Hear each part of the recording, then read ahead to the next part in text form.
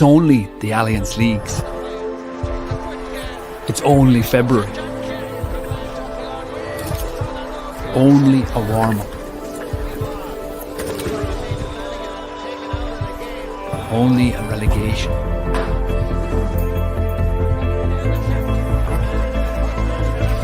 Only a bit of fun.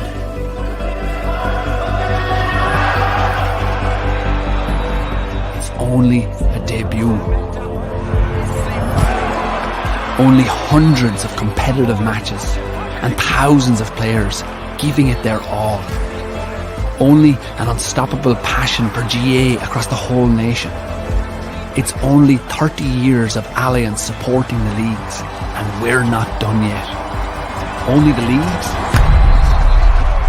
Only the Allianz Leagues.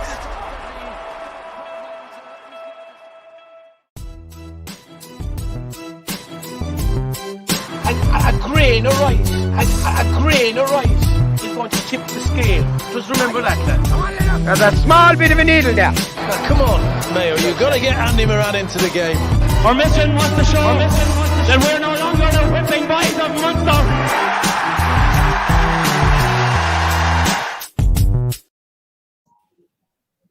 Gentlemen, how are you? Good, yeah. He's gone back to the soccer. Queeveen Callaghan. Another trophy.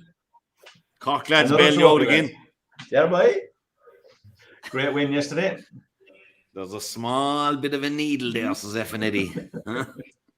Derek, how are you?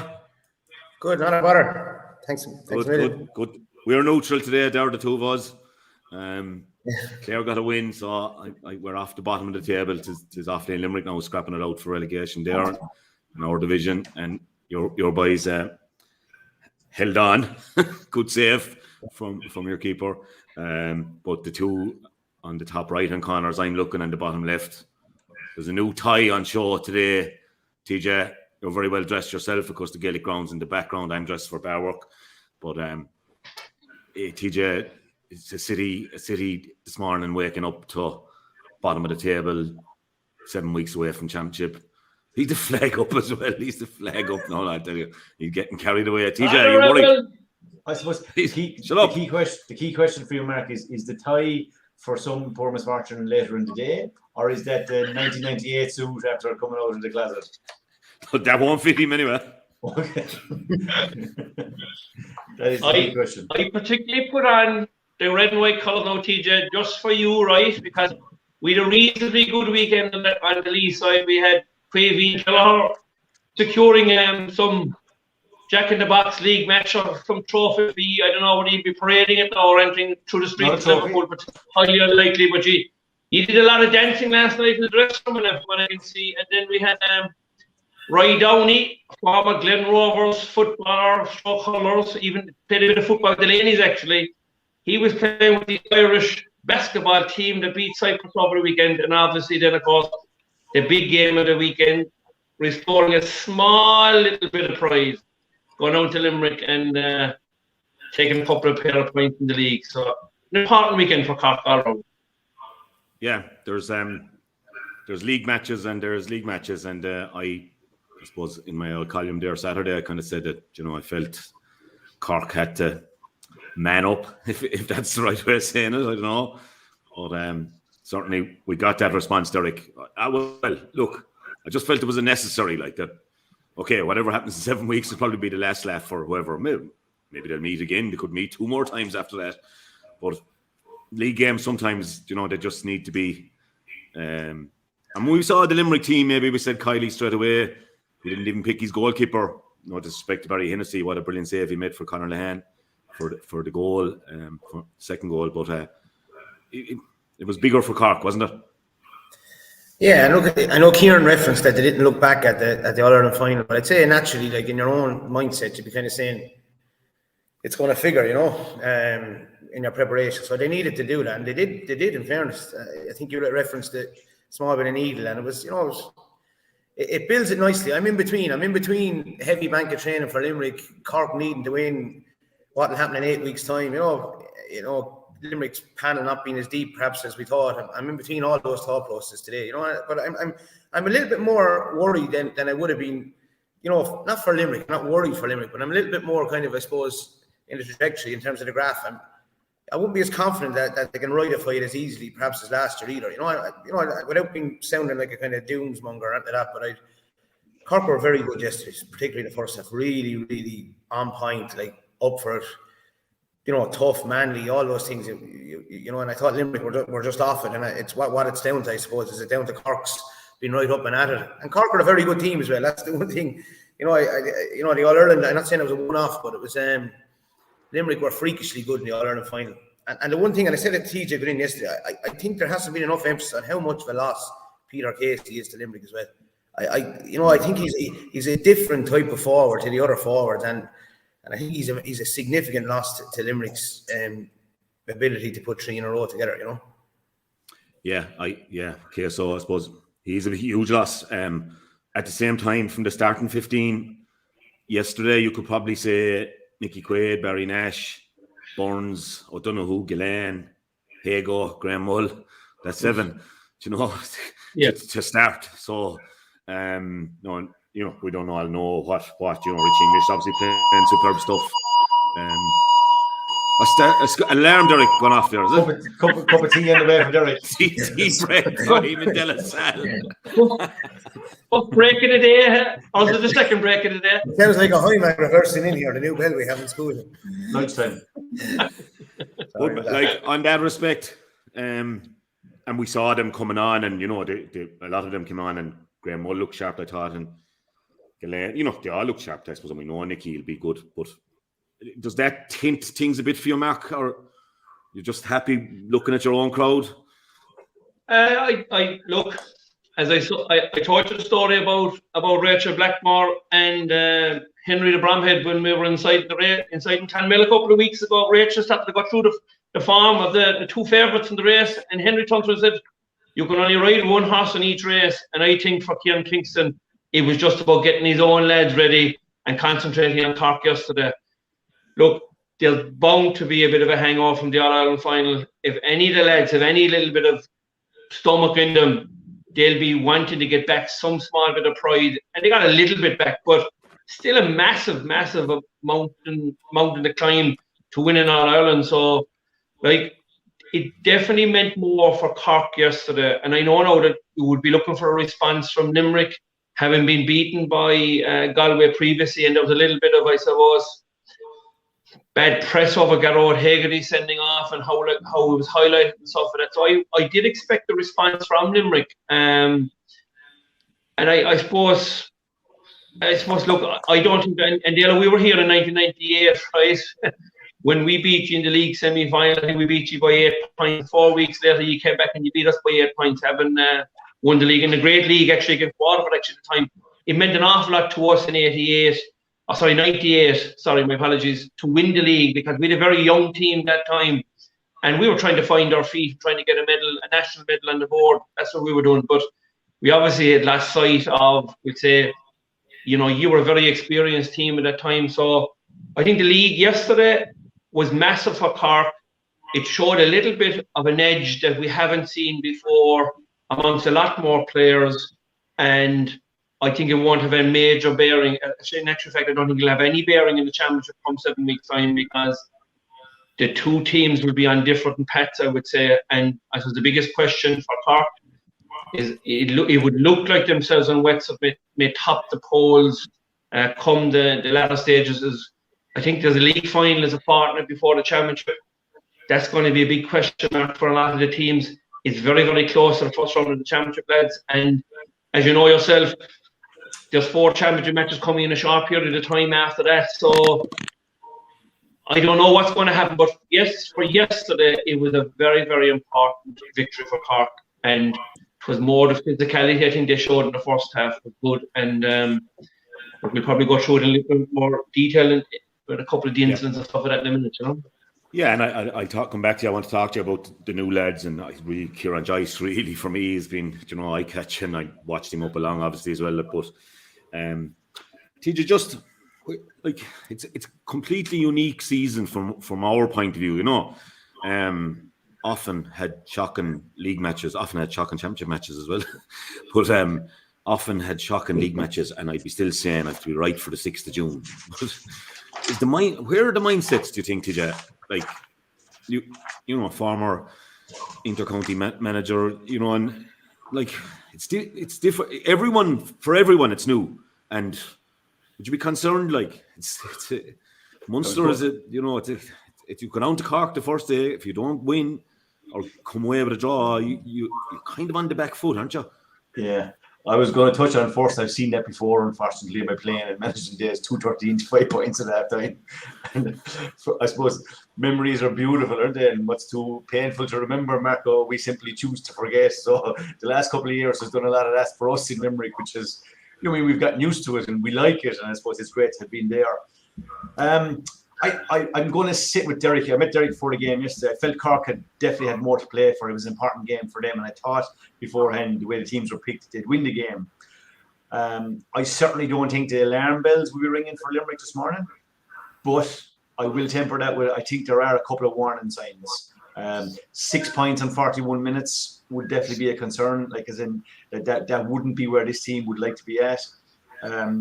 I think some of the backup players that John would have been trying to find, it might be from maybe his first 15 players to his 21, 22, 23, because you said there about the championship and like Limerick going to play 4 games in 6 weeks. Like, let's say if a player happened to be red carded, as the Cork boys keep reminding us about, or let's say if somebody got injured, that those backup players that John will want to know who his number 17, 18, 19 are in the different lines, especially from midfield up.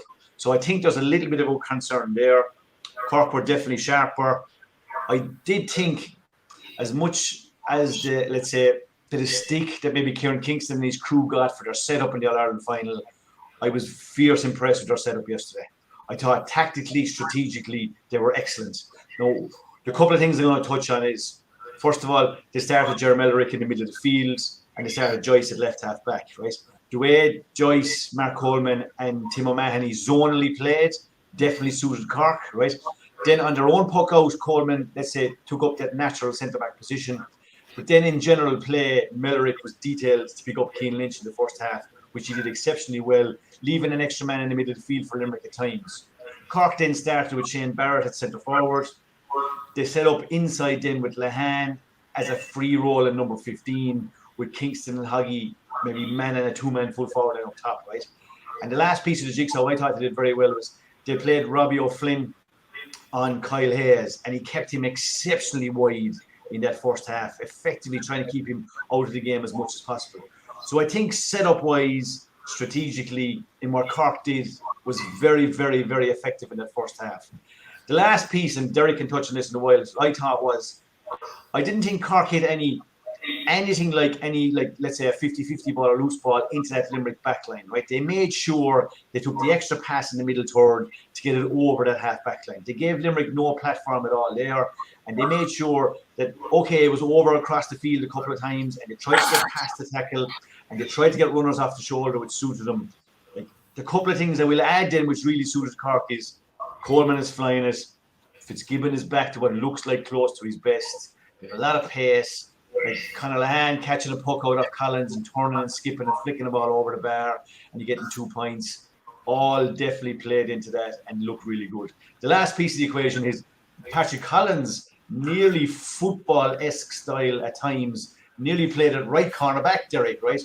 So what it looked like as if every time the Limerick half backline in the first half got any bit of ball and they looked up, Cork had all the corners of the field covered. So that angle ball into space, which Limerick really profit on, they seem to have all that done. So I would say kudos to the Cork backroom team in the work that's been done.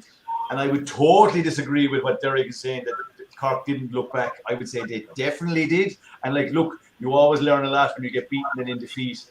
They definitely have learned how to play against this Limerick team.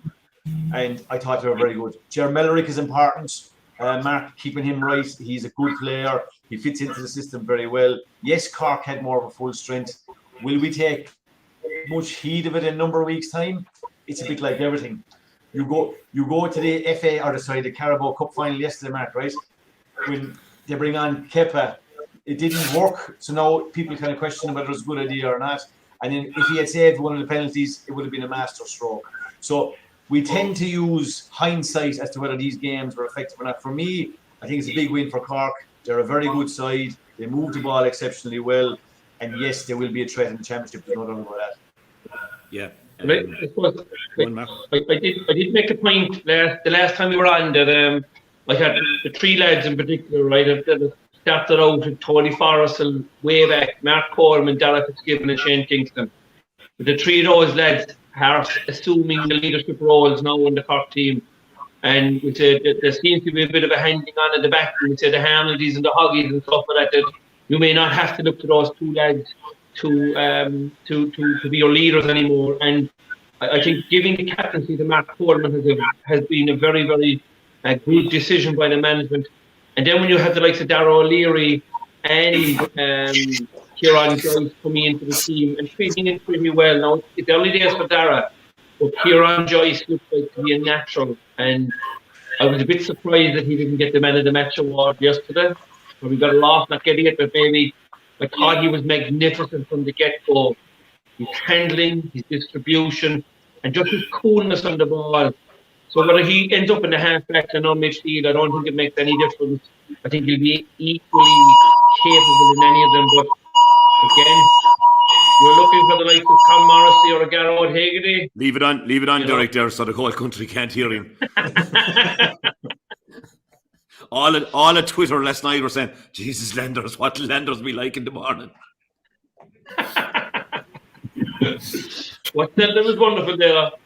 I know. But yeah. Want to finish some point there about Cork stuff there? I was listening to a bit of music. Yeah. For Limerick, Dalo as well, only like Limerick had 11 wides and 13 points. We said 1 goal and 13 points, 23 shots at the post. Wouldn't have been like anywhere near the standards they set for themselves. And I think that there are a couple of things there that will be certainly up for discussion this week. In the middle third, their tackle, their touch was off a little, their passing was off a little. We probably had 3 or 4 wides in the first half, which definitely could have been turned into scores, and then the game kind of drifted away. So certainly, are there upsides for Limerick? Yeah, they need all their players back. There's a very clear path for John now from here to the first round of the championship. He doesn't have a league semi-final or a league final to worry about. He knows he's got 2 games coming up. So, but they have plenty to do now, and I think there's a little drift in the All Ireland, and as I said, just agreeing with Derek, not alarm bells, but a couple of little warning signs. Yeah, and I suppose when you're with a team a while there, and I suppose I was with the Dubs maybe for a while. Not that we were winning All Irelands, but is there any danger now? Like, you're looking at, I touched on the Carabao thing. I only saw the penalties, TJ, and like the link or the bond between Jurgen Klopp and the players seems to be something special there. Is there any danger? Do you think there could be a bit of staleness or lack of hunger creeping in with Limerick? You know, like no matter what we say, lads start out their careers, and if you're a Limerick hurler, it's to win 1 All-Ireland medal, you know.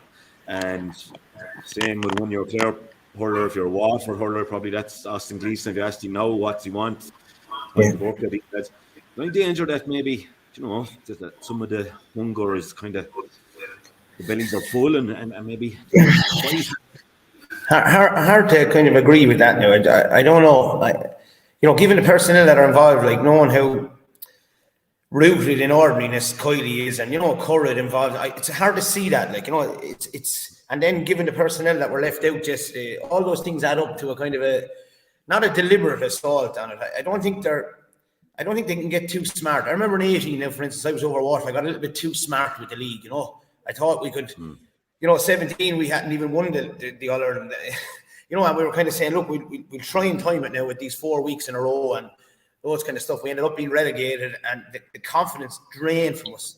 The advantage that Limerick have in terms of confidence is they have 2-3 All-Irelands behind them. So you come to the trajectory of us, if you like. If we were drained heading to Fort, I remember, for a camp ahead of the 18 championship, just the fact we were relegated, you know, it seeps into permeates into the mindset, etc. So I think you had different mindsets yesterday.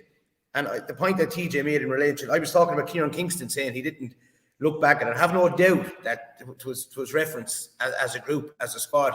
I remember being beaten in a semi-final of 15 by Kilkenny, and we played Kilkenny in the first round of the league in 16, and it was like an All-Ireland final for us, the way we approached it 6 weeks out before the game in Welsh Park, got the win, and you're hoping that sustains you into the championship, right?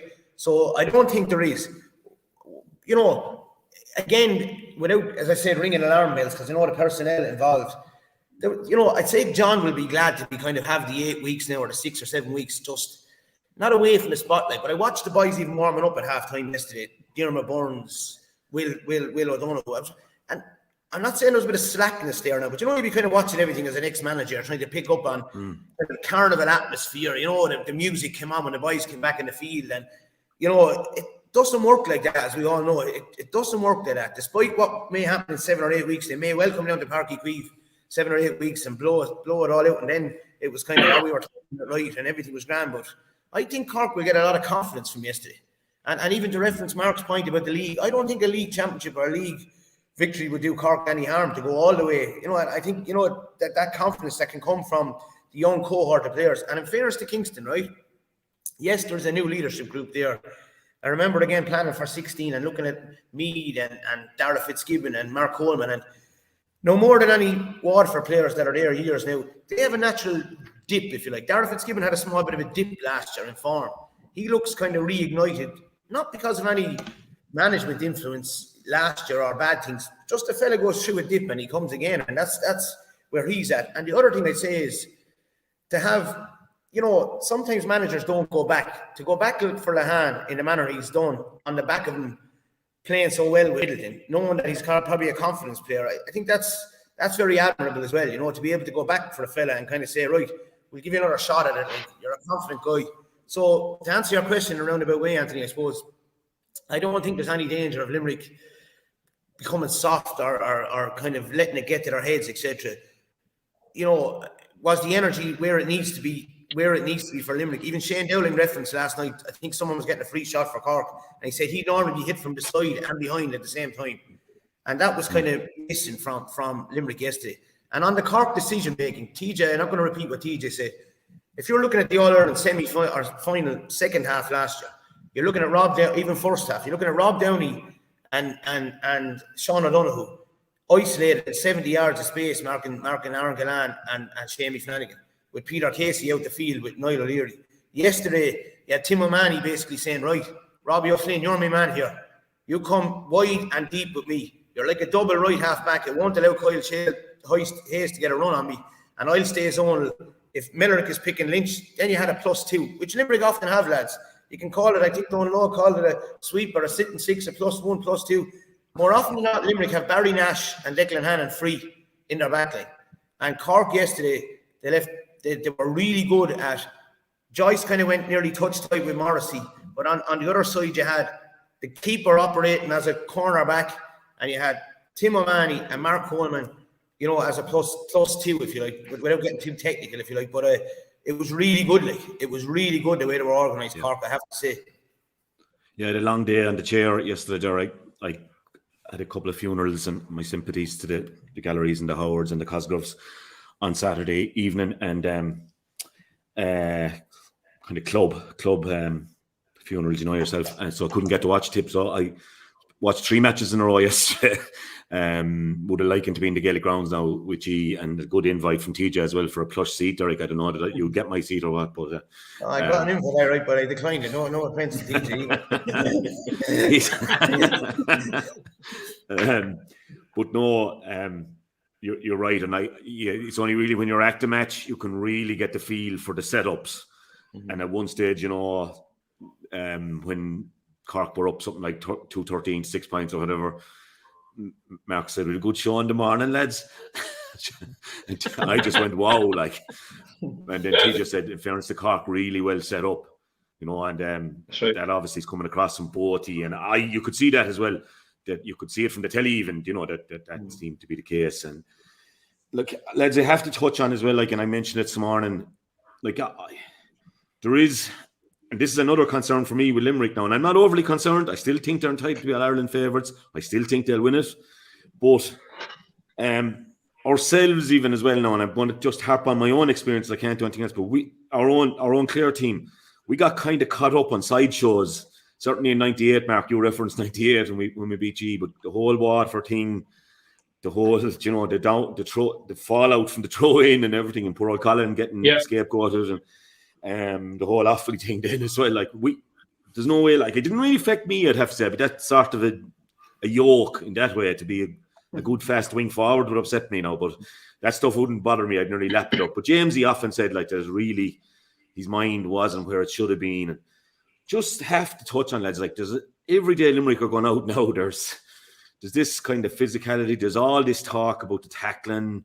We had it again last night in the studio. In fairness to Dow, he threw an old shot back there about the Cork sending off, that he didn't mention anyone's history or whatever. But like, it does see, I said it this morning that I felt for Sean Stack's sake, and I thought Sean Stack did his best and had a good game, and I like him as an up-and-coming ref. I think, they ref to instructions in lots of ways, and we'll talk about the hand pass stuff again. But like, I thought half-time I thought the game was nearly going out of control at that stage, that we could have been likely for a serious free-for-all. Is it distracting the Limerick team? We touched on that it was a good thing that maybe that Hago got the red card when he got it. And yet, 60 seconds after Shane Kingston gets his red, Shamey gets a red down the corner. And I think Don Logue said last night that's him sent off in the last 3 national leagues. And I'm just wondering, is there a danger of this stuff becoming a sideshow? Mark, I'll just throw that at you, that there's a lot of other talk, like, than just how brilliant the hurling team they are. Okay, so a couple of things there, right? And I've often made this point that since the face guard was introduced to hurling, Anthony, I feel the game has taken on a way different physicality altogether. And I know the reason why face guards were brought in, because every dentist in the country was very active at 9 o'clock on a Monday morning, because there were so many for his last teeth over the weekend. So I've no problem with that, right? But what the byproduct of that is that there has been a huge amount of loose hurlers then, right, have come into it. And we see, and I know the referees and the association are trying to clamp down the use. And like, you look at the Keane Lynch incident with Knight, and it was a minor incident, but he did catch him slightly by the face guard. And how can you take that out of it? I don't think you can. And I'm going to go back to the Richie Hogan incident with Cahill Barrett, Shane Kingston's incident yesterday. Both of them are something similar, that the defender has the ball, and all of a sudden they just take a small step backwards or go sideways, and the player coming in to tackle is lining them up for his shoulder. We all know when you go in with the shoulder, your elbow is a natural thing to come and give you a bit more force. But unfortunately, the player has stepped back 1/2 a yard, and it looks like there's an elbow into the head. And that's the way it transpired. And that's, I don't think, was there intent in it? I go back to Richie Hogan and the Shane King, they're nearly exactly the same. The defender, the man with the ball in his hand, just took a step sideways or a step backwards, and there's a mistimed tackle. Now, I will say in the Shane Kingston incident that prior to that, Sean Finn left it into Shane Kingston when the ball was out there going into the back of the net. So there may have been a little bit of payback in that. So you're saying it wasn't a mistimed tackle, so is that what you're saying? You're saying it wasn't a mistimed tackle, so? I think it's early in the league, Anthony, and I think in some situations it looks worse than it actually is. TJ, there must be a lot of talk. There was a lot of booing coming across in the television and stuff like that. And look, we'll be on this morning 7 weeks' time. We could be laughing at ourselves and thinking erase that show from 7 weeks. And I think Cork could go down, or Limerick could go down and win, but it's just going on a bit, isn't it? And like, I know well as well now that next Sunday out in Ennis, the Clare lads will be wired up. They've seen Wexford having a go, they've seen Galway having a go, they certainly saw Cork completely manning up yesterday. Like, what do? Do you take the bait? Or I'm not saying the Cork lads are baiting them. Like, I don't mean baiting them as in, you know what I'm trying to say is that is it going on a bit long, or Caroline Curran and all that, back on board kind of full time, and John obviously saying, lads, we have to tone back here, or is he just saying we stick to our guns, play our game, live on the edge? I do think he will live on the edge. I think that's what this team is about. I don't see that changing. There is definitely more focus on it now than there has been before. Like, in all sports, champions, part of the territory is that people will tend to focus on an area of the game that is either slightly wrong or maybe that people don't like or whatever. And the piece that maybe the pundits are picking on this, right, is that this team is maybe a little bit over the edge at times. Is it having an effect? It is. I think Shane Flanagan's red was a little bit stupid out of him. Like, it's a high arm. You can't really complain about it. I think straight after the Shane Kingston incident, and I don't disagree with Mark, I think Kingston, to be fair to him, was trying to line up a shoulder, but it's mistimed, and unfortunately it is a red. That's just the nature of the event. What I will say though is the Cian Lynch red card in the Fitzgibbon Cup, I think that's media driven. Like, there's no way that that's a red card. It's a complete wrong decision. I thought Fergal Horgan got a freebie on it. It was Sean Clear and Anthony Nash driven anyway. Yeah, certainly. But I'm just saying, the referee, like, we spent loads of time here, or you did anyway, not me, giving out about Johnny Murphy is sending off about Noel McGrath, right? And yet he was called by the linesman, right? And the linesman sent him off. But Johnny took the full wrath of it, right? But yet, in the case in the Fitzgibbon Cup, it was Sean Clear sent off Cian Lynch, right? The key thing here is that decision was completely wrong. So, is there a little bit of the focus being over the top on Limerick's physicality? I think it is, right? Definitely a little bit. But each individual incident, like in the red cards that were given out, outside of the Cian Lynch one, you can't argue with them, there were cards. But the way the game has gone, right? And again, Derek will know about this. Like, you see fellas going to, even when there's a little bit of a ruck, right? You get a fella running into the tackle who kind of disrupts the ruck, right? And that's kind of what happened in the Declan Hannon incident, where he got a little bit of a shoulder to the helmet. And by the letter of the law, you could say it's a red card. But if you go to training sessions where the contact and the physicality is in, and we'll come to things like hand passing in a while, where it's 4v3 or 5v2 in a small square, or basically small-sided games. This is what you're getting, right? That's what's been like. That's what's replicated on the training ground. That's what comes to the fore then in these games, and like working that ball through the middle third, and being able to ride the tackle, and being able to offload the ball. And unfortunately, a very minor byproduct of that game is the odd mistime tackle here and there. For me, this is going to probably sound a little worse than it is. It looks worse on the camera than it actually is in real time. You know, those tackles happen in training on a regular basis and fellas get on with it. But we tend to maybe focus in with the camera a little bit more. So for me, a bit like the camera adding 10 pounds, Dalo. It just makes it look worse on a given day. Stick to the plan, John Kiley. Derek, on that though, look, it is a time that the ladies' football are using it there if the match is televised. Like, is it time? Mark has been calling for a bit of, video call like that. That, like, would say, okay, Sean Clear waved his flag, Cian Lynch, the match is on live on TG Cahir. Could Derek or could Fergal just have said, would you just quick look at that there, lads? Is it red? Is it not red? Sean thinks he saw a strike or whatever he saw. Johnny Murphy's incident with Noel McGrath, Dalo. Well, TJ's after mentioning that, Mark. And I don't think we were that hard on Johnny on that one, TJ. I think it was the other one.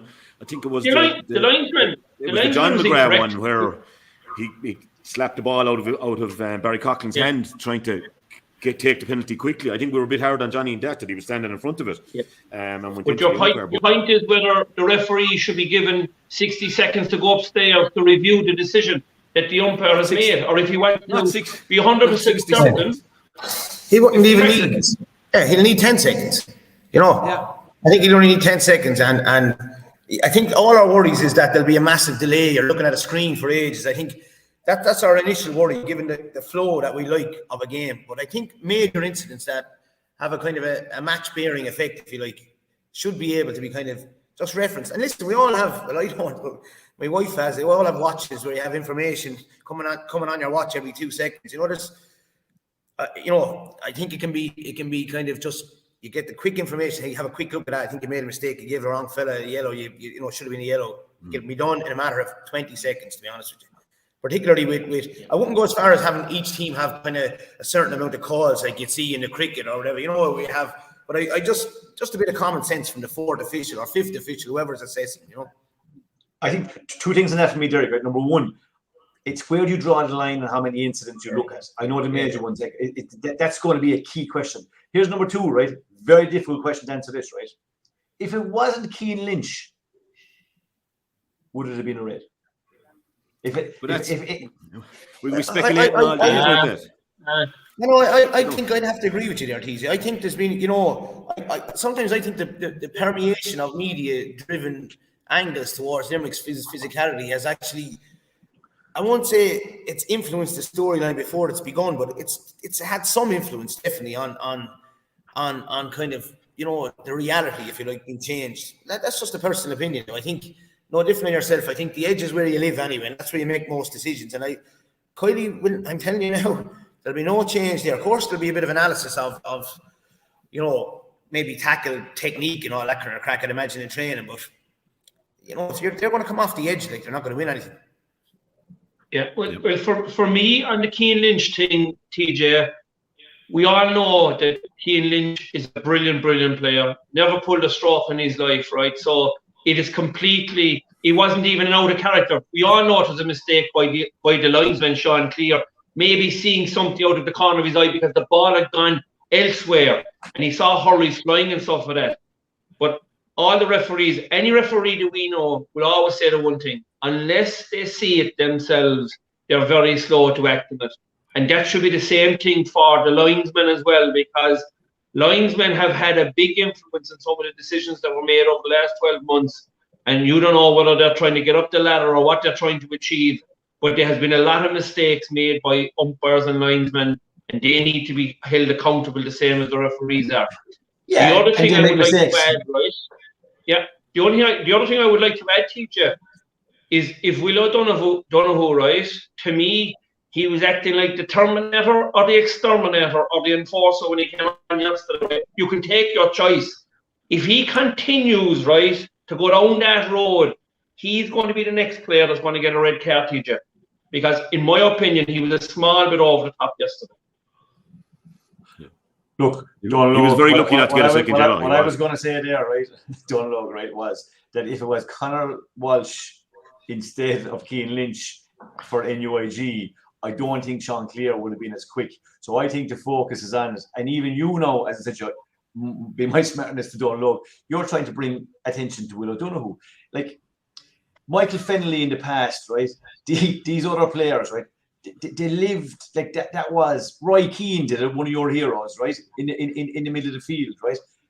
They played on the edge. That brought out the best in them, and that's what they wanted, right? I just think that the more us and everybody else goes on and on about it, it's just bringing the attention to the physicality. I don't think, and I will repeat what Shane Dowling said, which I thought was a very, very, very wise comment, was I don't think you can say that a fella had a red card coming to him, and it's like as if you're nearly setting up Will O'Donoghue now for a red card coming. So I think that's the piece that's a bit unfair. But I go with Derek. Limerick won't change, and I think they can change. It's the only way they have.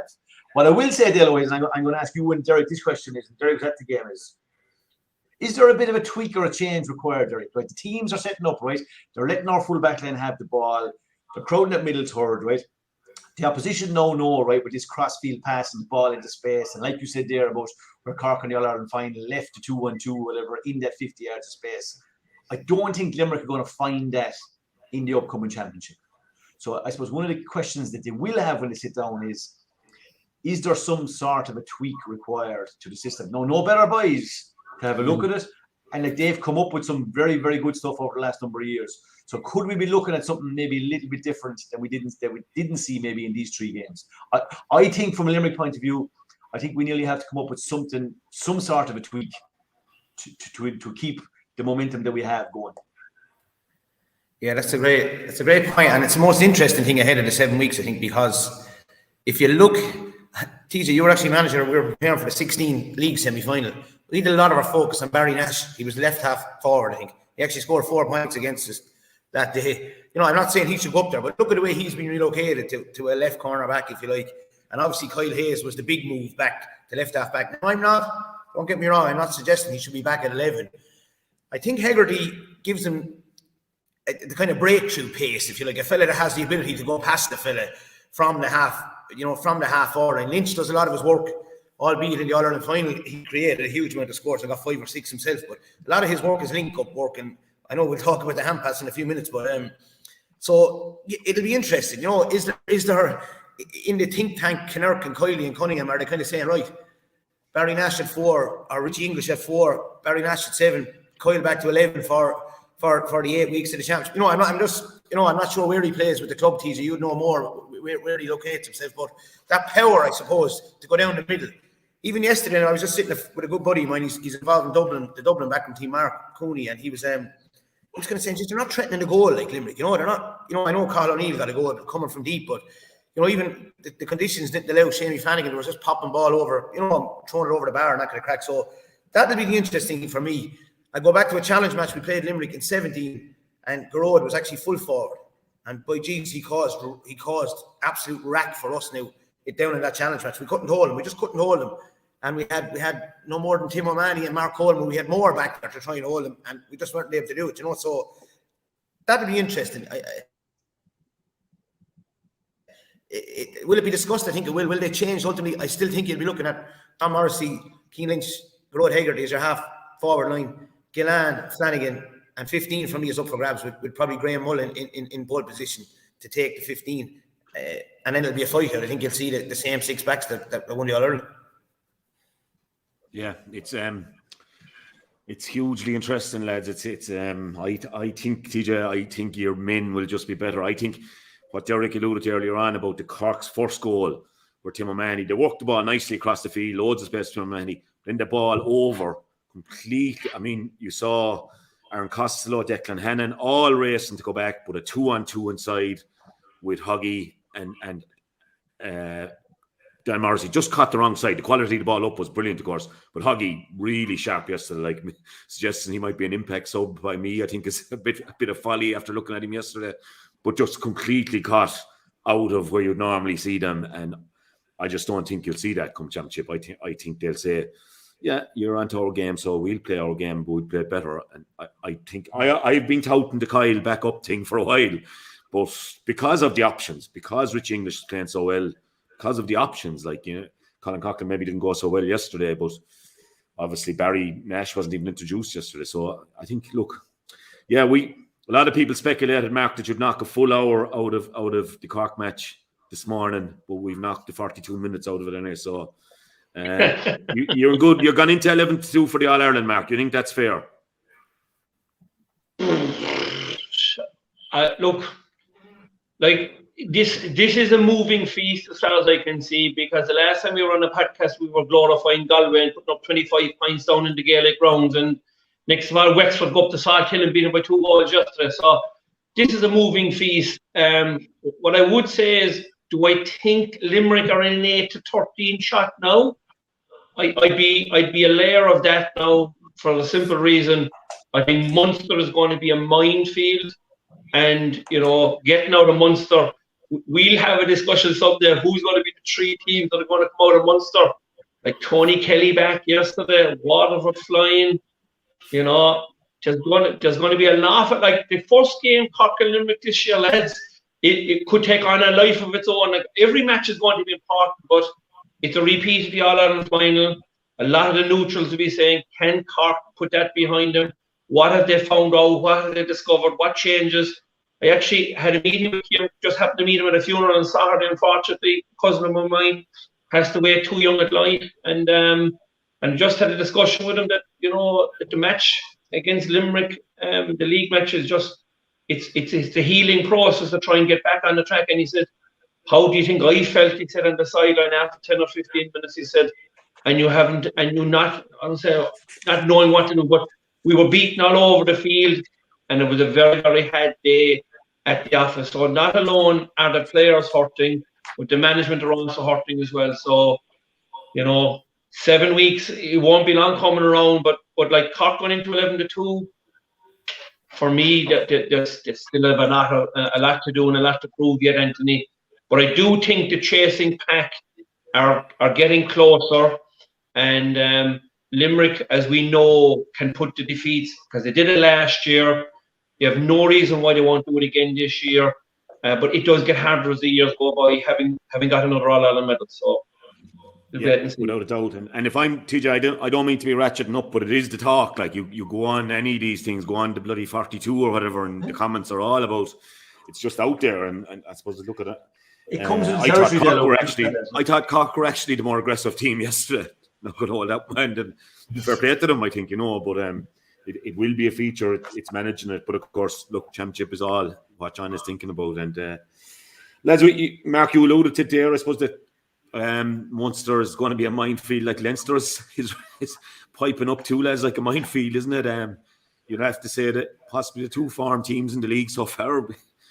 I know Waterford have 3 wins, Cork have 3 wins, but you'd have to say Dublin and Wexford seriously eye-catching so far. And Derek, the time I was there and for a good while before me, I think maybe about 70, 60 years before me, Dublin couldn't win in Thurles against Tib. And now, following on from the league quarter-final in 19, they've gone and backed it up again on Saturday night, albeit now look to be comfortable.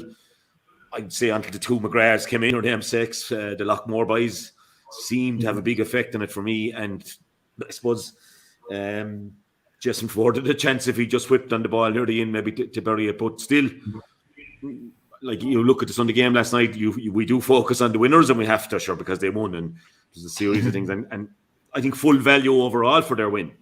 And like Leinster is really, and the Dubs, 4th year under Matty. I think Shane alluded to that last night as well, that first year under Cullum, it's not as easy, but I think there's a kind of a Matty Kenny stamp coming into it now, and a style of playing, a system. And then fellas like the Conor Burks and these fellas stepping up, the Ronan Hayes, obviously, along with Sutcliffe being in as good a form as he was when he was 21 for me.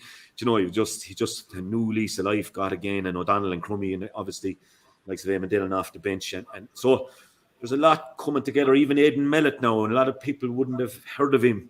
I would know, because I'd know the club scene up there very good for Bowden, but I wasn't figuring out why he wasn't featuring. I think he was touting with football a bit, and he won 5 or 6 great balls up now as well.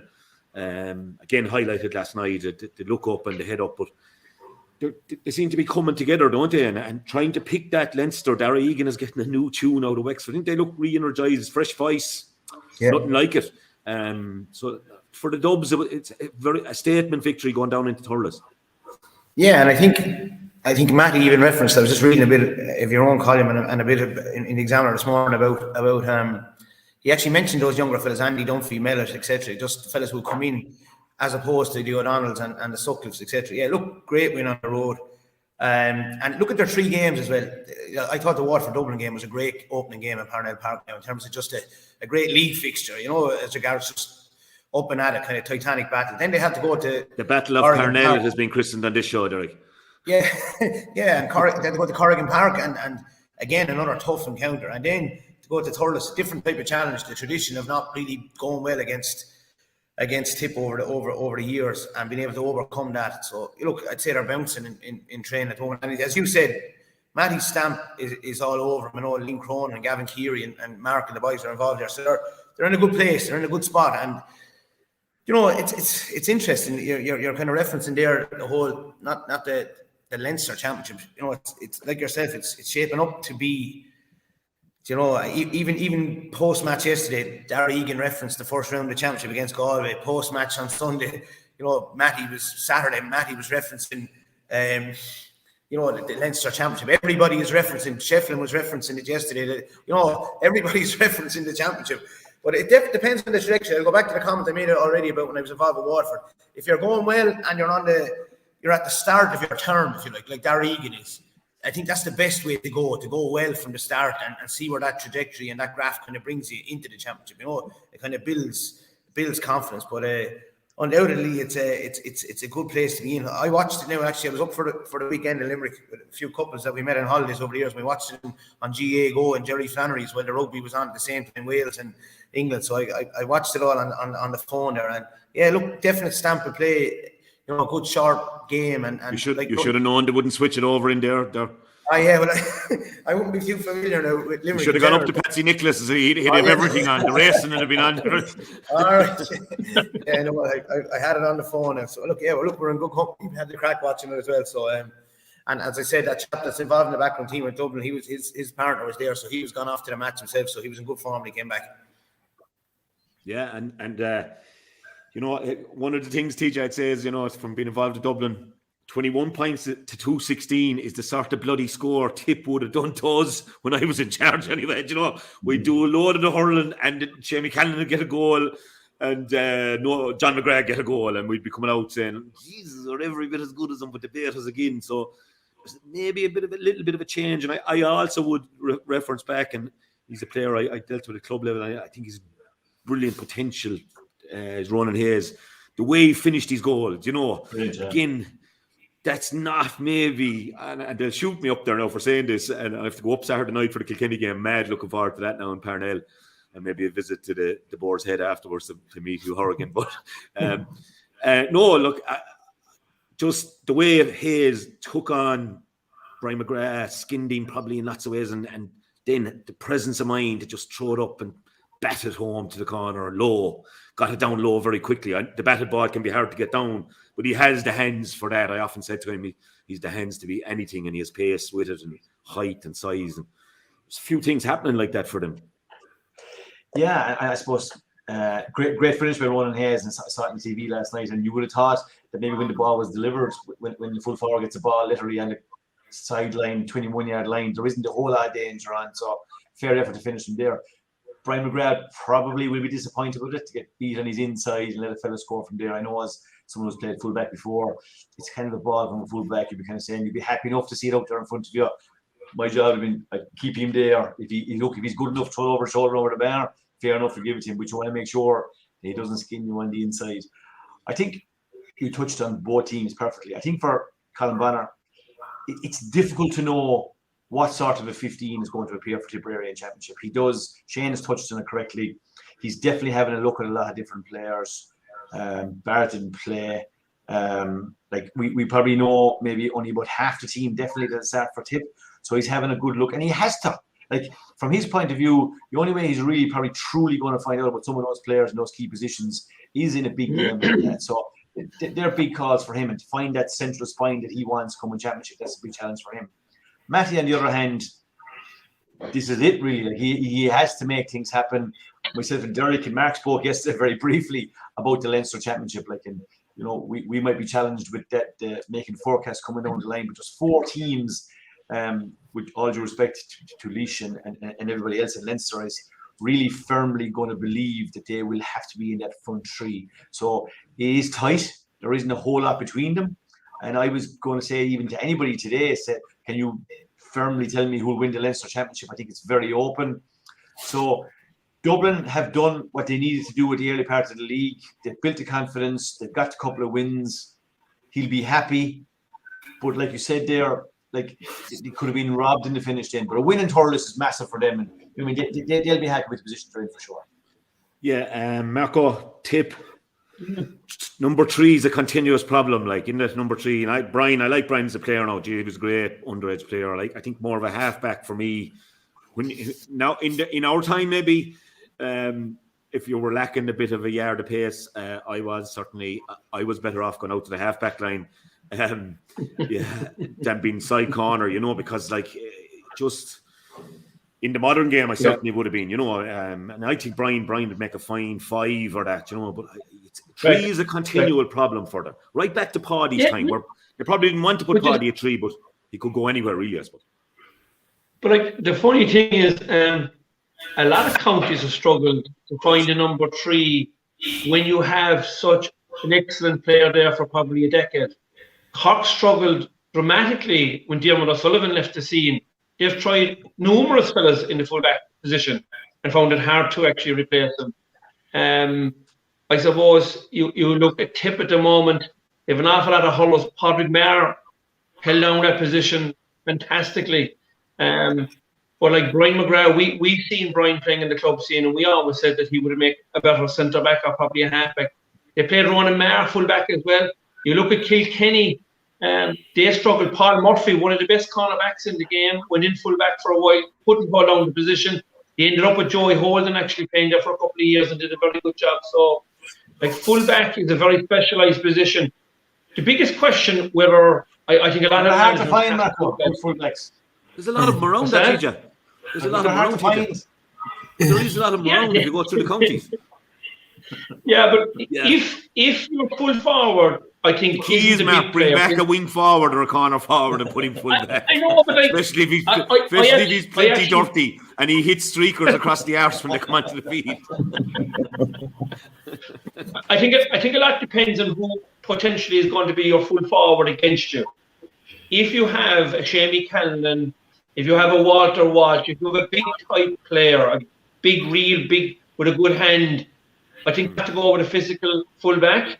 But if you're dealt with two on the inside line, but I think the player who is playing fullback probably has to be blessed with speed rather than size, I would say, first and foremost. So I don't know if Brian McGrath a real speedster. He's a good quality pace. But like you take a Sean O'Donoghue or a Sean Finn, and you look at Sean Finn yesterday, he was on a 1-to-1 run with Shane Kingston and he had a yard on him, and you have to have speed in the full back line is the first and foremost. I think barring you get to play against the monster, the likes of the Wallies and fellas like that. So Chip will find it hard. No different. Every other county found it difficult to find a full back when you have somebody who's gone from the scene, who's held down the position for a long time. Yeah, and I think there's a couple of things in that, Anthony. There's Ronan is captain, like Ronan Maher, and I'd say Jesus. Don't break us over. I'm definitely getting a message from above here, lads. I'd say, he came on against the last match against Kilkenny, got a brilliant point from play, changed the whole game at wing back. I'm not saying that Colin was trying to facilitate him and leave him hurl, if you like, but when you're captain of the team, you want to be driving it on from the half back line. The other point is the point that Mark made. Is there many teams actually playing with three in the full forward line now? If you go through the teams, is there many teams? Well, one of the full forward line might be at least 50 yards out. So I think Craig Morgan and Cathal Barrett will end up as the two that will hold firm. Now, that's unless Mikey Kiley goes in there with Desi Hutchinson in Welsh Park or Ronan Hayes or, if they have a big man, small man kind of syndrome that go in there, if you like. So for me, I don't know. Will they end up with Barry Heffernan in full back, and possibly go with the three McGraths? You might even see Noel at centre back with Noel McGrath, Brian McGrath, and Ronan Maher. But I think they need to fix down their backs. I don't think they need to be too obsessed with the three the way we're talking. I don't think it becomes a kind of a big deal, if you like. We know in Watford that the two that will be back in the full back line. Prunty will definitely be back whole, and it'll be Ian Kenny or Shane McNulty. We know that they'll be two of the three. Dan Morrissey will be back there with Sean Finn, and Barry Nash will do the covering or sweeping. We've certainty there in our counties, if you like, and they don't have that certainty. So I think they need to the last two games need to be, picked for that kind of certainty, more than a game at Welsh Park this Sunday with the 6 weeks' time in mind. Yeah, and that'll be huge with the way Watford, tight scare yesterday, but putting up big scores all the time. Yeah, I think he could actually do with a league semi-final. Colin Bonner, that kind of higher octane game again, league semi-final, be neutral venue, and getting that real test of his six backs. But look, that will evolve. They still, when you see the two McGraths coming on, you see Cathal Barrett not lining out. So again, it's touching back on the Limerick stuff. Didn't have a full hand to play, obviously. Is this game going to take on a fair significance now next weekend? Because, you have the Liam Cahill thing as well, and there's no point in so we can't divide it. It's in the media. He possibly was the front runner for the Tipperary job, decided to stay with Waterford, which I think was the right decision for him. There's a championship match coming up between the two of them as well.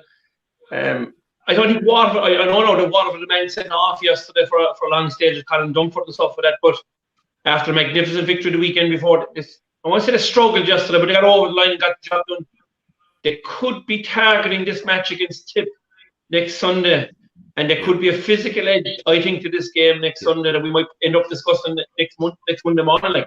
If you're a Tip player, Mark, if you're a Tip player, you might feel that Liam snubbed you a bit, that he's looked around at what he had in Watford and said, probably better than the other crew at this moment.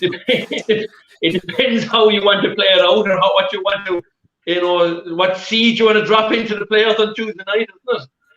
Yeah, I'm just thinking if I was a tip player myself, I might be mentioning that at training on Tuesday or Thursday. When Gerald Clan wasn't even listening outside, So no, it is, and it will. It's one of the ones I will go tennis, I think, because the neighbours will be coming out the road. Derek, myself and TJ are available if you have a couple of those soft seats. The TJ sit down there every Sunday that Spike gives them. If you have a couple of them in Waterford, we might venture down next Sunday. What do you think, Teach? Oh, I'm a bank man, lads. I do my own thing in Waterford now. Over the other side.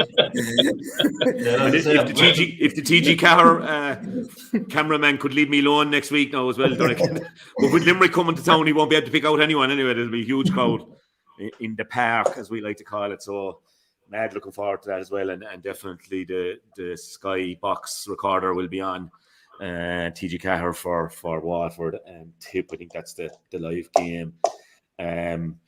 Wexford lads, we have to say going well as well. We touched on. I mean, look, the last two games they've been forced to come from the bottom corner of the sunny southeast to the west coast of Ireland, and have come away with two huge wins. And both games in midway through the second half, Clare and Galway looked like they might come and win it, and they streaked away again yesterday down the stretch. Great goal, Oisin Pepper doing his leaving cert, I believe. But from a Henry point of view, it would be most un-Cody-like play from Dahi Burke to be flicking it back over across the full back line, and eventually a block down, I think. But they are going well, and like Rory O'Connor, possibly player of the league so far, I would say, with maybe Austin, a couple of others, a few players, I suppose, obviously from around, but certainly Wexford's player of the year league, Rory O'Connor. Jesus, he's some player, lads. He's some player. I think I texted you, Anthony, about 15 or 20 minutes into the Clare game, that Rory O'Connor was different class. I think that's what I said, and he's continuing that form as well. The scores that he picked up off the right and off the left yesterday were brilliant. Not an easy place to score because there's always a wind howling above there. But I think Wexford they have a new lease of life, I suppose, in some respects. They're hurling out of their skins, like they're hurling off the cuff, which I thought was good as well. And Conor McDonald didn't start yesterday. You got a new manager, sir. Well, that's probably the new freedom that they're probably experiencing. They don't have to go to Plan Z to be able to play hurling. Like Plan A and Plan B would probably be enough. It's a simple enough game once you're able to hurl. So, for me, I'm delighted for our manager, to be honest with us, because it wasn't easy for that Egan either going down. He might have thought he would have been in for a temporary job as well, having served his apprenticeship under Liam Sheedy. Didn't seem to figure in their radar. So, in fairness, it was a ballsy step by him, and fair play to him. And Anthony, you're right. And I think Derek mentioned about winning on the road. He would not have been expected, or Wexford wouldn't have been expected to win on the road, certainly over the weekend. That was a great performance and a really, really good result for Wexford. And I mean, it was delighted. We happened to be in the company of Jim Balger, who was mentioning Wexford there last week, TJ, as well. So I'd say he was a happy man over the weekend, Jim Balger. He was, I'd say, yeah. We had a great road trip last Friday there, Derek. We were looking at horses, I tell you, it was an eye-opener for me anyway. I was sending in for pictures with horses, and we've nothing bought yet or nothing leased yet or anything like that, but we'll touch on that before we go. But overall, Derek, they're hurling with a new freedom, but I think Shane Dowling kind of touched on it well last night. Probably maybe committing one or two more to the edge of the square and King, but still the structure. I think Dee O'Keefe is having a massive... I've watched their 3 games now, and I think he's been brilliant as well. Like the ground he's covering, seems to have a new bit of freedom about his play.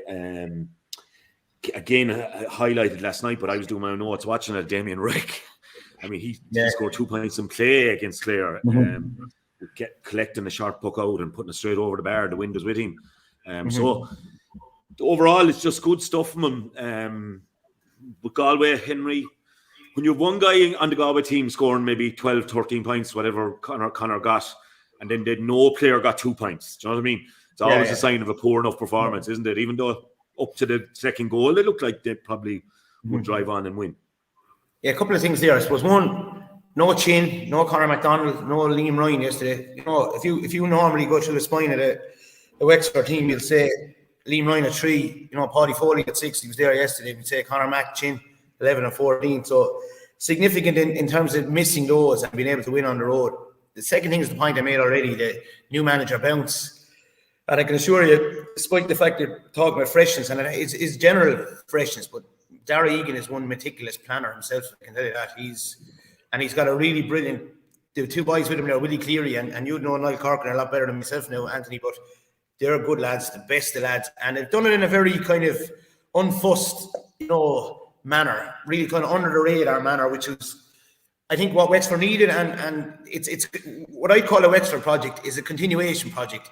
You're not really, albeit Oisin Pepper and maybe I think young Richie got a run there from the Harriers yesterday. Richie Laura come on near the end. A couple of guys maybe to come into it, but generally you're going to be looking at the same 12, 13 players, and I suppose a reigniting of their form under a new management, playing very well. The Galway thing, look, I wasn't, you know, having a re-raw rula-bula after Galway had beaten Limerick and not proclaiming to know everything, but I can't get how easily Waterford ran through Galway last year in the championship out of my head, like in Thurles in the summer. And I know they came down and they fronted up physically and everyone talked about their physicality, but I thought they looked a bit cumbersome. I think there's a pace issue in their backs. I could be wrong, as they do in the Tipperary back. I think there's a small bit of a pace issue there. I think there's a couple of teams that are ahead in terms of pace, and I think there's an issue there with pace. So I'm not sure if it was clear cut as you would have said 2 or 3 weeks ago. I listened to you after the Galway Limerick game, and I think Wexford are ahead of Galway at the moment. Yeah, and there's no doubt. I suppose when you look at the Limerick form again yesterday, then maybe it puts the match the previous 2 weeks ago in a different light, and then obviously Henry did as well. And look at. I thought that was a bit shadowboxy yesterday from both sides. What Derek has said there, I think like Wexford, the players they left out. I think Galway's forwards, there was a good few changes. No Whelan anyway. No Whelan. I just think that both managers looked at it, I say, with down the road in mind.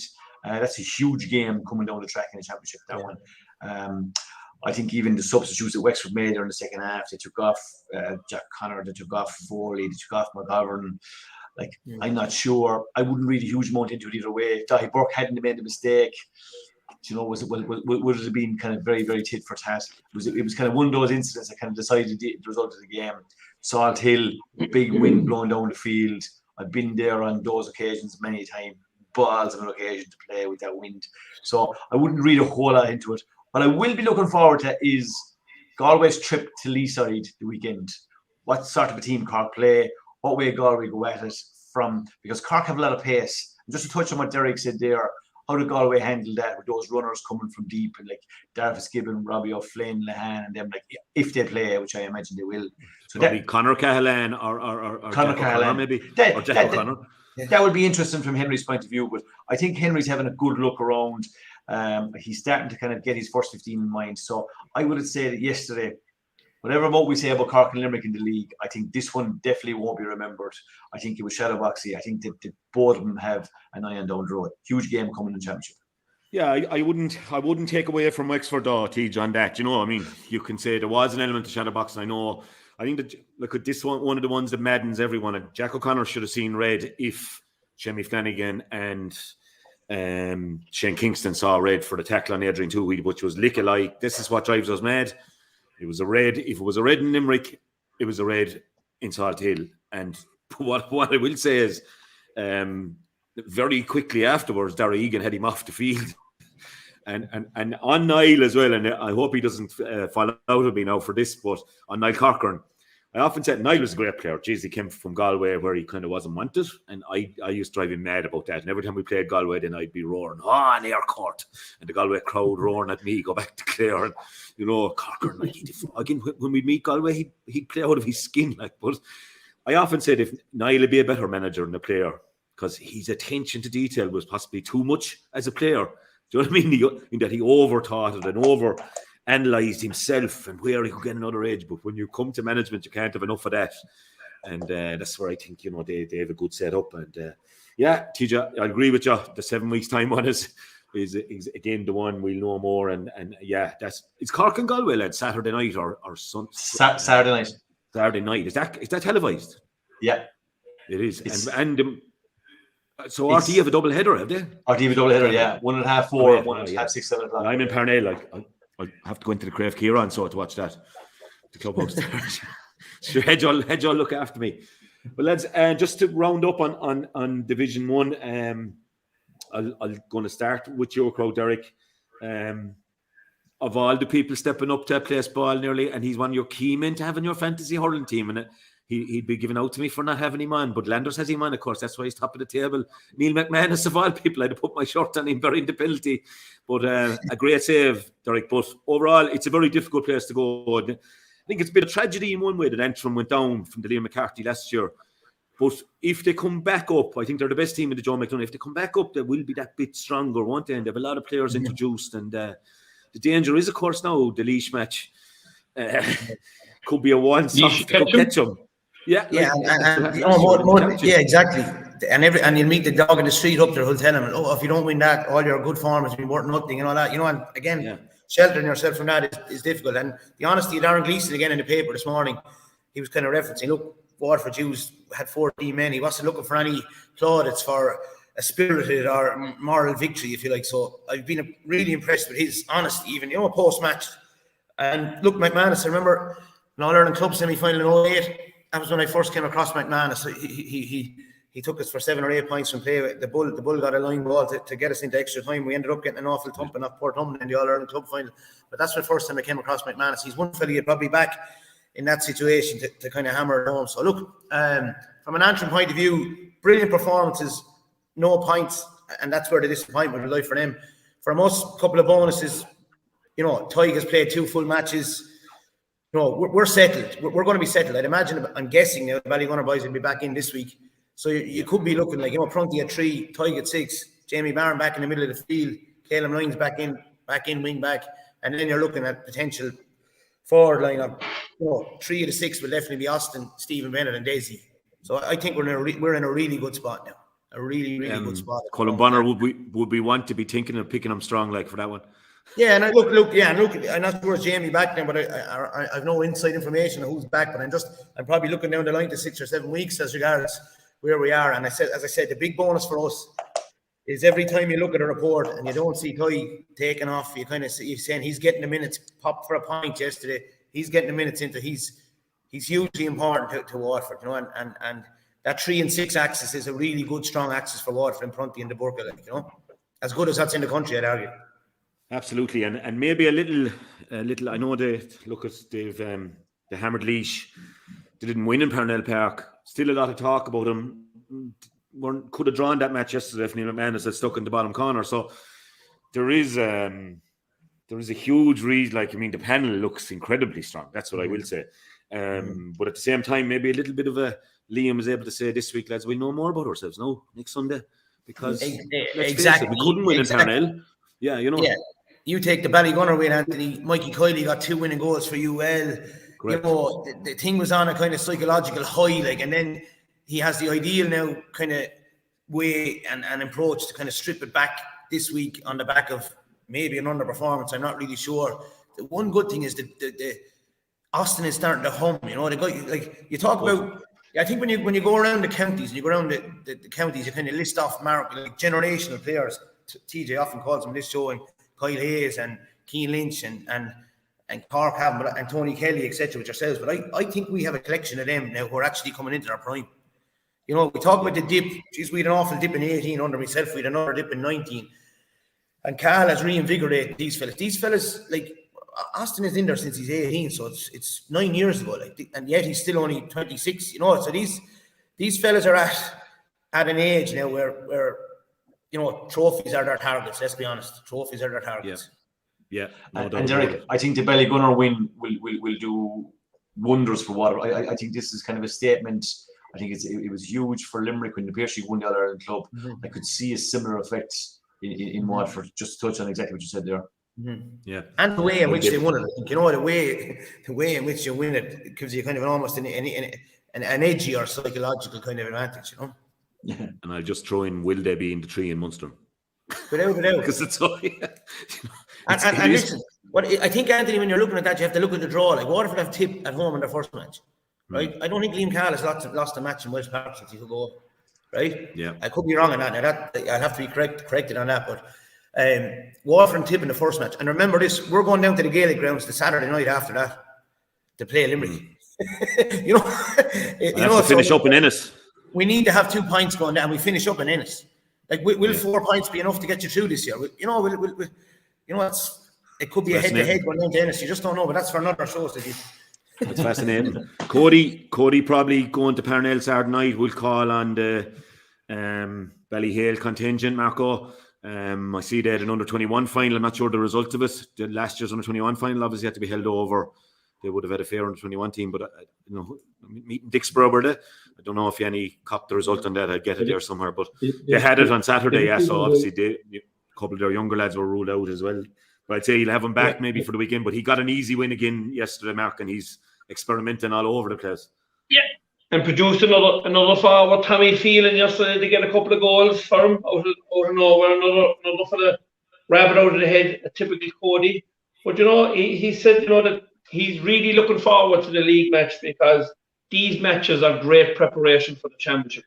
And that has always been his mantra for the last 20 years, is his concentration and focus in the league, where certainly down here, we'd always say, actually, the league doesn't really matter, sure, it's all about the championship. But he's always put an emphasis on the league, and that's what makes him, I think, a great manager in Kilkenny, a great county as well.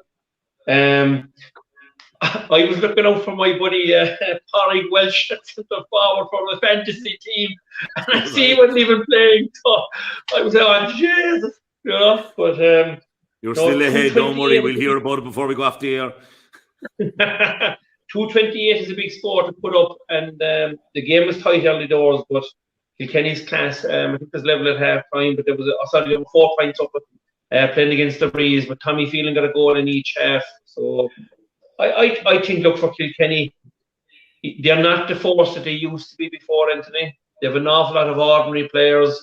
They just need to squeeze every bit out of what they have now. They don't have the luxuries that they used to have.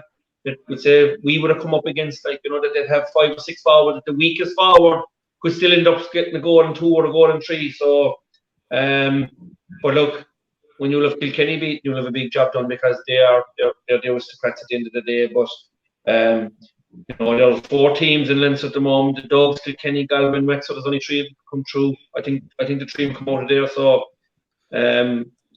we just have to wait and see how it plans out. But could it happen that Kilkenny may not get through the qualifiers this year? Could happen, but maybe, as Derek said a while ago, it might be for another day. Yeah, I'd say we'll chat after we see him Saturday night in Parnell. I'd say he'll come.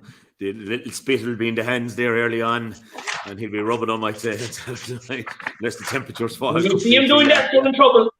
Yeah, you see him doing that, you're in trouble. And Derek, just to, Clare obviously put up a big score against Offaly for a finish, but I was following that on Clare FM with Fergal Hegarty and Derek Lynch, and you were kind of getting scared coming to the last quarter, but then once Clare got the second goal, I think they blitzed it, and obviously TK back. But Offaly are going to face into the Joe McDonagh now, not only because we're looking at the way Antrim, but for Laois it's a worry, isn't it? The scores are getting away from, and I know you have an involvement there still with the minors maybe, but it's a worry that, they shouldn't be shipping them sort of, and after a good old start against Tip where they were, but just the last 2 days I've got away from them completely. Yeah, and even looking at the score difference there, there seems to be a bit of optimism there based on the first performance against Tip, albeit a bad night in Portlaoise. And then it's kind of, when you ship a beating like you do against Waterford, and then on the back of that then yesterday, it's a hard place to go. I was in first year, there's no point, and I can empathise completely. First year in 14, we went down to Ennis, Clare All-Ireland champions, beaten by 25 points. The following Sunday in Kilkenny, beaten by 22 points. It's not easy. So what's this Derek McGrath that I like to say? Yeah, look, there's a balance to be found though between between trying to lift the spirits of a group. The example of that last year, I'd say, was Westmeath, in terms of Shane O'Brien was able to go and win the Joe McDonagh on the back of some heavy pummelings so I think Cheddar will be looking to just pick up one of those big Eddie Brennan type results that Laois got under Eddie in the championship. I think that's what he'd be looking to, and I think that's why even looking at the draws, you're kind of trying to predict who will come through. You think, is it our Dublin playing Laois in the first match, or Dublin playing Westmeath? You're looking at the possibility of that, but it's very hard in a managerial role to keep the outside and keep it positive in there. So you're probably just looking at picking up crumbs of comfort from some of the performances, and that's the reality of it. So it's because you don't want to change your principles then around. A lot of people say, you should go back with 10 at the back or 11 at the back, which Laois didn't play well against Wexford last year, if I remember their approach in Nolan Park. Yeah. And then they kind of changed their approach and they had a spirited end to the year. So I'd say it's just the dirt. There's a gap in the quality, and that's the reality of it. And the best of the lads are involved in Laois, but they just have to keep working to bridge that gap. Yeah, without a doubt. And Larry has informed us that actually Dixborough downed Ballyhale by 124 to 212. So worrying times ahead for the Shamrocks. Not. But lads, Clare needed to win. Clare needed to win, and they got it done. We're not going, TJ. Relax. But did you want to talk about that match, TJ? I will do. No, I was going to say to you, next weekend, I just see there's a host of action between Saturday and Sunday on TV next weekend. Dublin Kilkenny is on, Cork and Galway is on, Meath and Dublin in the Ladies Football League final is on Sunday. Waterford Tip is on in the league. Clare versus Limerick is deferred. The RTE are showing the All-Ireland Intermediate Club Camogie final between Salt Hill and St. Rynagh's. Laois and Antrim is on as well in the Hurling League. The Senior Hurling League Ladies final is on. The Senior Club Camogie final between Ular-Tabella and Sarsfields is on. And then there's a highlights program on Sunday night trying to cover all that. So a host of action and plenty of opportunity. We don't need hurling TV. Well, this would be a typical example of hurling TV where you get to see the likes of Laois and Antrim playing in a game. And it's the bog ball. It's the bog ball. You can't, like, when myself and we were watching the Sunday game last night there on the couch and said, it'd be better if it was longer. I said, it's 2 hours to show, but of course half it has to be dedicated to football. Yeah, so it's plenty on. But there's opportunities to see Laois and Antrim and Kilkenny and Clare as well, yeah. Clare, I suppose the key thing for all Clare, the fellas in their middle ages with the features are back on TV next week now. Okay. Right. Sounds good. The good news for Clare, Dalo, is you've got your big players back, which is very important. Obviously, TK, massive player. 212. Peter Duggan, as well. No man, I know 212 is a massive score, but we've kind of Tony Kelly and 212 has become kind of part of the stable diet. But Shanahan, when he came on at halftime, was a big. Mark Rogers a big last week. We're waiting on the news from that knee scan from the Fitzgibbon. But maybe Fergal Hegarty said in his co-commentary, maybe there's a bit more symmetry to Shanahan Meehan. And Meehan had a great game yesterday. They couldn't handle him at all. I think, the big man, the small man, and you could play Mark Rogers anywhere. Like play Mark Rogers at 11, no worries. And maybe with TK, as he's been playing the last couple of years, corner forward as well, but coming out, like Shanahan can catch it. Like there's no. Yeah, very good year. Yeah. He just needs to finish better. If he adds a finishing piece to his game, he'd be really, really good inside forward. No doubt about that. I think it's John Conlon back centre back again, I suppose, is the thing. I don't know. He looked good to me in the forwards against Wexford. Looked a bit ring rusty, but looked to be a threat. Again, we'll find out a bit more. I think next Sunday again, because I'd say Limerick will be coming as full a team as he has now because the Offaly match, with due respect, Offaly. For Mick Fennelly, the worry is the amount of goals they're conceding. I think they were much better now yesterday, from what I can gather.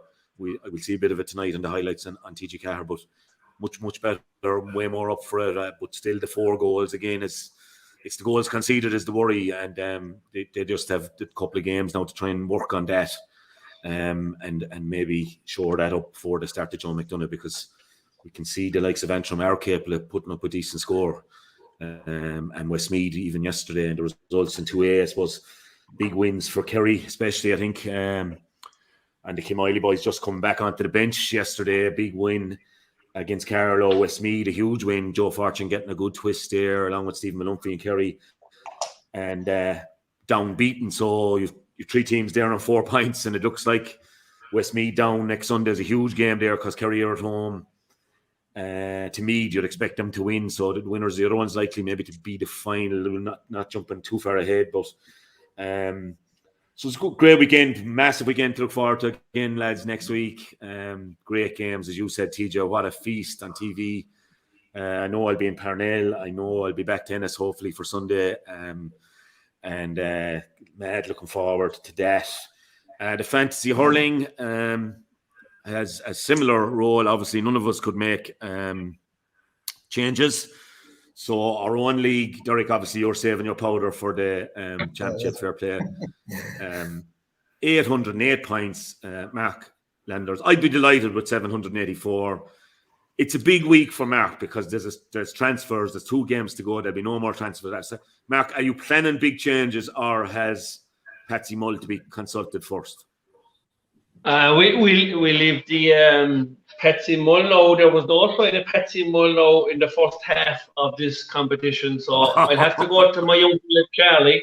Charlie's 8 years of age, and I'll be relying on him now to get me through this weekend, you know. So yeah. But what I couldn't believe is that I didn't pick up a couple of points from Colin Mannion and Padraig Welch and Stephen Bennett to hit 6 points only out of 322. And he's my captain. I was expecting double points. But anyway, Dalo, I'm actually just really, really happy that you must have some lump in your throat to be looking at that, to see I'm top of the table after you give me a couple of wooden spoons for the last couple of years. Like, well, your teammate, your double scores with your teammate, Johnny McGrath, you're listening. You want to get your life in order. I'm very happy, Mark. I'm playing well. It's just you're playing exceptional stuff. Larry was the big hitter for the week, though. One of the top scorers in the country, I think. 237 points. Don't know how he does it. He's asking me there before we went on the air, is there transfers this week, Dalo? And I said, the captain will be a big pick this week, Larry, because one big showing from a guy here could twist this. Anyway, we look at that. Our listeners, our own league, Tony O'Brien from Galtee Rovers and Tip, going well, got 190 and has 826. Mark, you're fourth on that. I think I'm about 6th or 7th. So we're delighted with ourselves there, Mark, the way we're going, especially it's a shock. You know, I'm getting a nosebleed. I'm up stuff down the table. I know, and I think Tony is about 3rd on the overall table, which is, so we're well up there, lads, and we'd love to see you winning the overall, Mark. So your changes this week now. I mean, if you win the overall, Mark, this will be some kudos for the show. Like, that's what I'm going to say. So, and it will be unbelievable. I'll be ringing Cheddar to say, Cheddar, things are bad at the moment, but Landers was absolutely septic at fantasy hurling. Cheddar, you can get this back. Fantasy hurling thing. Yeah. Get Pamol up for a few nights to coach the Limerick seniors or the Laois seniors, and you'll be back on track, Cheddar, there, because if he can, it'll be a bigger result, as Larry has just said. It'll be bigger than Leicester winning the Premier League, Mark, if you win this. 5,000 to 1. 5,000 to 1. Fellas, we're on about how do you enter and how do you enter our league, and I was saying to them on Twitter. Now, there's a rumour that sneakily you've gone on Twitter under a false name and that. There's a rumour going around about that, but I don't know how true that is now. But I can't confirm or deny it, but I'm not going to relent, right, to all your fans, your 28,000 fans out there who are repeatedly asking you to get Landers on Twitter. I am not relenting, Dalo. How do you know that, Mark? How do you know that they are? I have a couple of spotters. You'll be surprised. Anything you say, I get it. You have a couple of moles, right? There's moles everywhere there. I must check if there's someone with a handle called the Queen Toothpicker or something out there. Twitter handle. You'll get caught. We'll catch you. I tell you, I go investigating on that. Good stuff. Make your changes wisely. TJ, you've turned in the towel at this stage. You're championship orientated now. It's the league. Dalo. You don't ever get too excited about it. I came and rolling in the championship last year. I'm getting more of a championship man. How the Limerick people have changed, Marco. You can see the whites of our eyes yet before the year is out. I can tell you that. I tell you one thing, the flag will be up there behind top of the game. There's no doubt about that. What would be a disaster now, Marco, would be if either Larry or Dalo passed you out between now and so you better choose wisely. That'd be sweet. You'll never get into it, so there's a bit of pressure on you. I am going. I'll be here. Go on. I'll be expecting a phone call now from you yourself or Derek for a bit of advice there. Like, you know, Stephen Bennett is my captain. I got a great twist out of him. I got a great twist out of the last, not so good this weekend, but I won who's taking them just yet. Yeah, was Austin hitting the freeze, Derek? I think Austin put a few over from 110 or 120 yesterday, so I think he stayed in the mode then, you know. I think that's what happened. I have Austin on my team. He's keeping me going. He's keeping me going. He's playing some stuff. We'd have to say, lads, we had a great day last Friday. We had a great road trip. Fair play to you, TJ, for collecting me and dropping me back to Limerick. Fair play to Eilish for bringing me to Limerick. I really enjoyed the day. You might, Marco, you might explain what we were at. Yeah, so I suppose as the listeners know, the too old, too slow, 2-4 social racing club is on its way. We were lucky enough that we had a member of the committee, as we'll call him. I hope he'll be recommended and seconded. Jim Dalo organised a meeting for us to meet Jim Balger, the great Jim Balger, at his home at 11:15 last Friday morning. So we had an early road trip and we were treated like, what was the word he said? 3-class hurlers, is that what he said when we entered? And he was mentioning Niall Quinn and of course we had played in the He put you back in your box a few times about Christy Ring and Billy Rackard. He had great words of encouragement about your buddy Davy Fitzgerald as well, didn't he? In fairness, like. He had a lot to say. No. Sharp puck outs. John Logue, if you're listening, sharp puck outs is not his thing. Jim wants to go along. Definitely not. But he talked more about hurling. There was very little talk about horses, to be fair. It was all about hurling and GA and short puck outs and tactics and Rackers. He great stories. So we ended up being with him for 3 hours and 12. How did you get out with the press ups, Mark? Up to 6. I'm up to 6. I got 3 the first morning. He can do 100 press ups every morning, Derek, Jim Balger. 100 press ups. Yeah. Man is nearly 80. So we're just going to have to get moving, lads. Also, then we went up to Willie McCreary's as well. Fantastic welcome there. That's the flat side of things. We have to do a road trip now for the national hunt side of things as well. But it was I really enjoyed it with a bit of lunch or a bit of late. Landers had a steak. He was starving, and he had another steak that evening. Where are we on Newbridge or somewhere?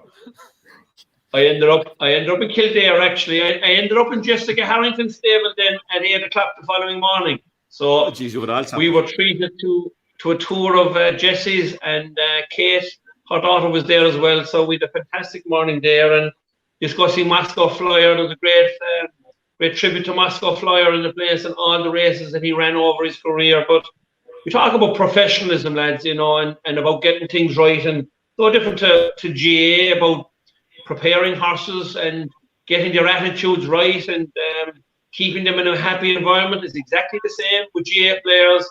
If you have a happy camp, you will get the maximum out of those players.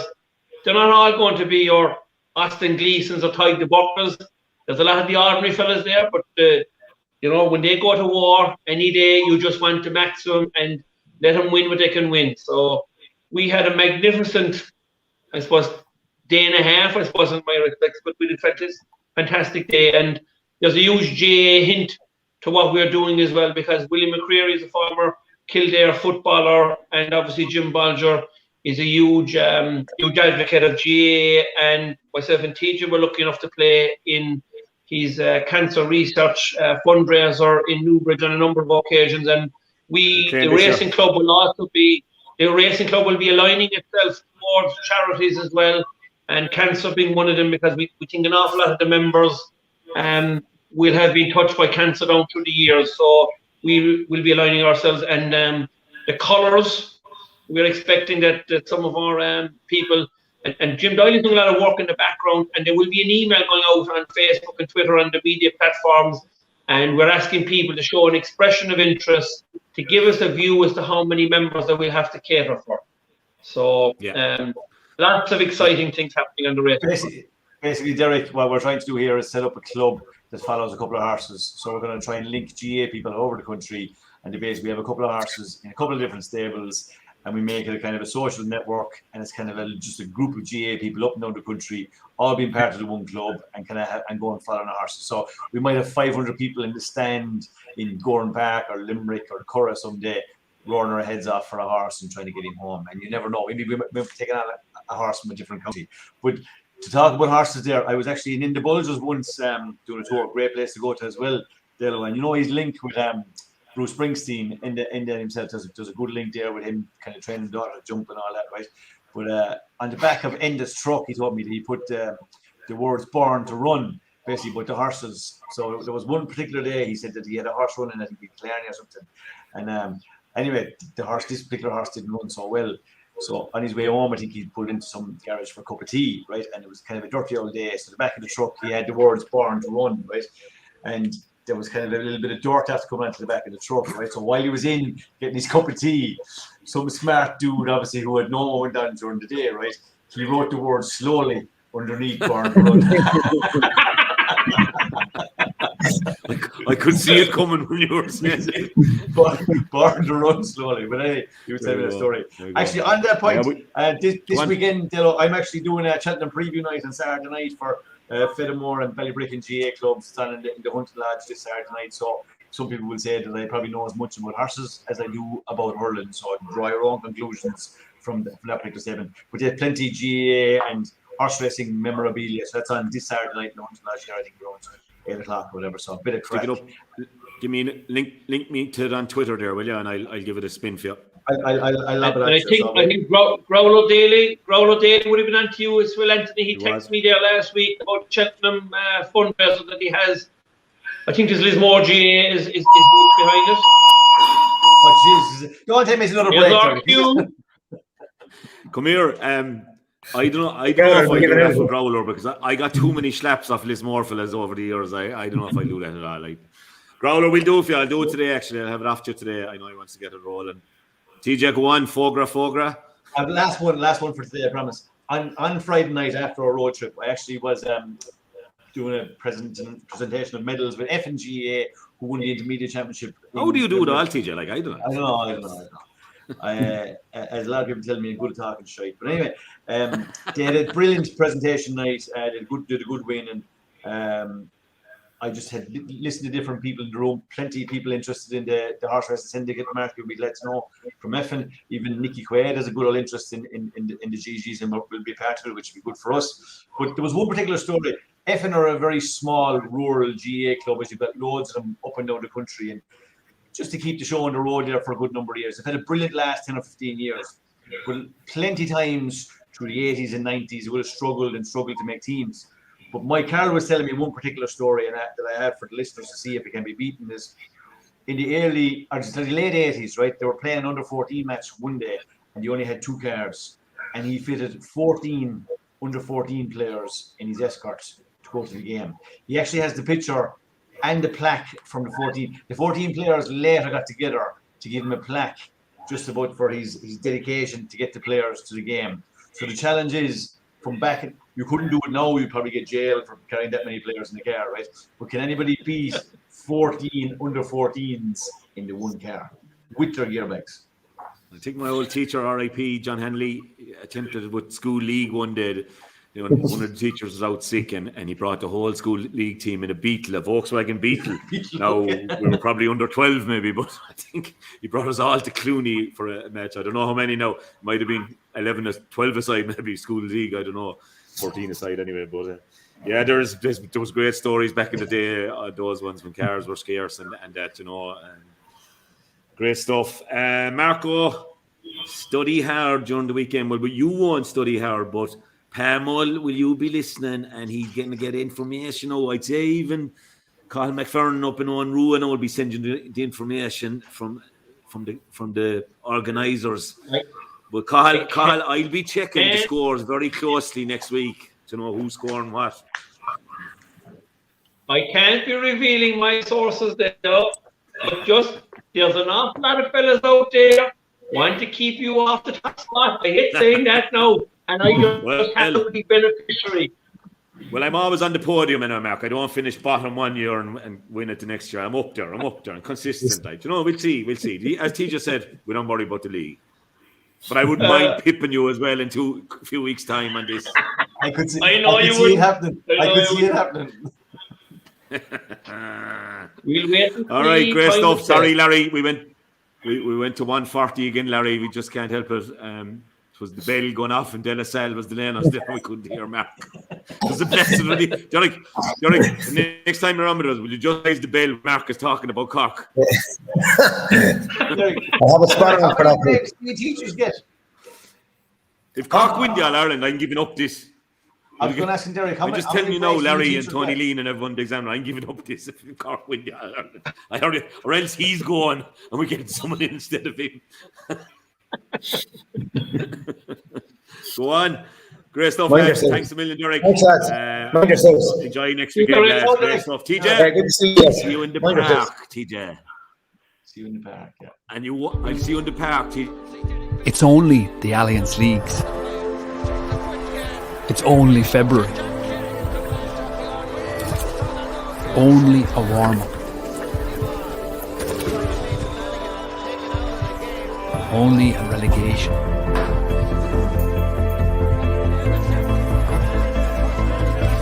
Only a bit of fun.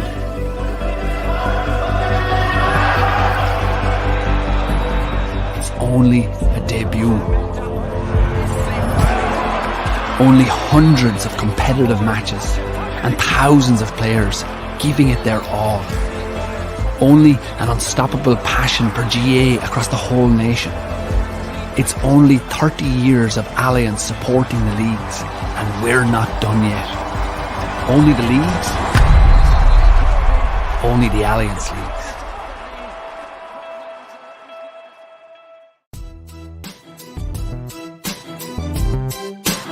A grain of rice, a grain of rice is going to tip the scale. Just remember that, lad. There's a small bit of a needle there. Now, come on, Mayo, you've got to get Andy Moran into the game. Our mission was to show that we're no longer the whipping boys of Munster.